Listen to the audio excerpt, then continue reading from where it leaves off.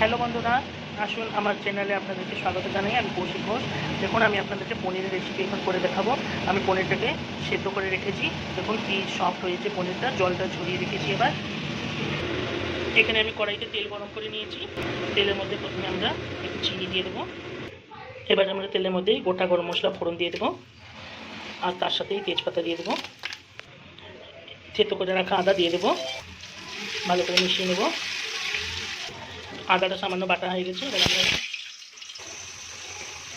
টমেটোটা ভালো করে ভাজা হয়ে যাচ্ছে।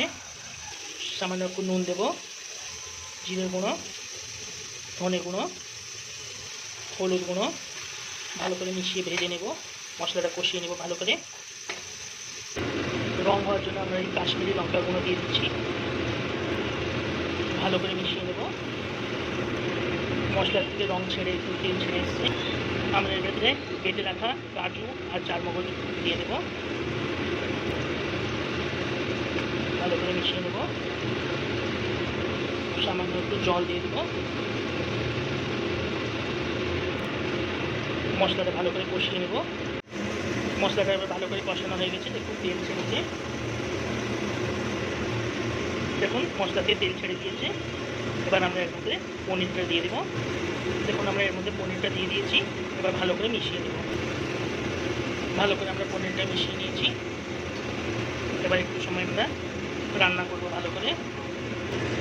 এর মধ্যে আমরা সামান্য একটু গরম জল দিয়ে দেবো, ভালো করে ফুটাবো। আমরা পনিরটা সামান্য একটু গ্রেভি রাখবো, তাই আমরা জলটাকে ভালো করে ফুটিয়ে মিশিয়ে দেবো।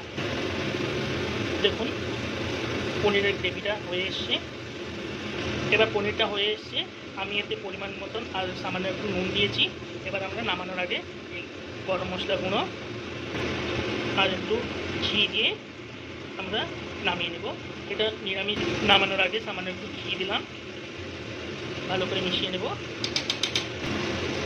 ভালো করে মিক্স করে নেব ঘি আর গরম মশলাটা।